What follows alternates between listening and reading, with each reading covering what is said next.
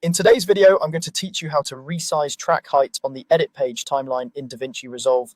This is a simple way to make your timeline easier to read, whether you want to see larger thumbnails and waveforms for precision work, or shrink everything down to get a broader overview of your edits.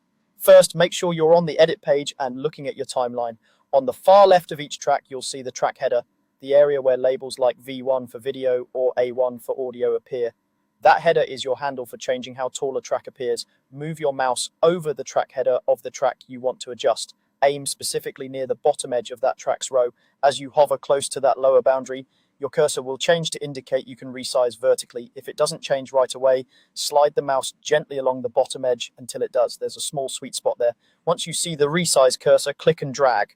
Pull upward to make the track taller or push downward to make it shorter. As you drag, you'll notice the contents of the track respond immediately.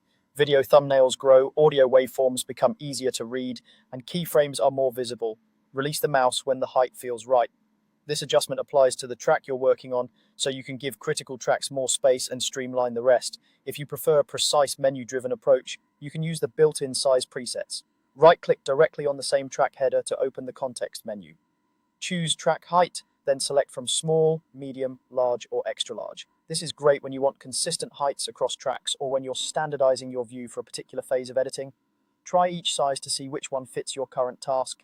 Extra large is excellent for detailed audio cleanup, while small helps you see more of the overall timeline. A quick note on terminology. Resizing track height changes the vertical space for that track only. It doesn't affect how much time you see on the timeline. It simply makes the content within that track bigger or smaller for clarity.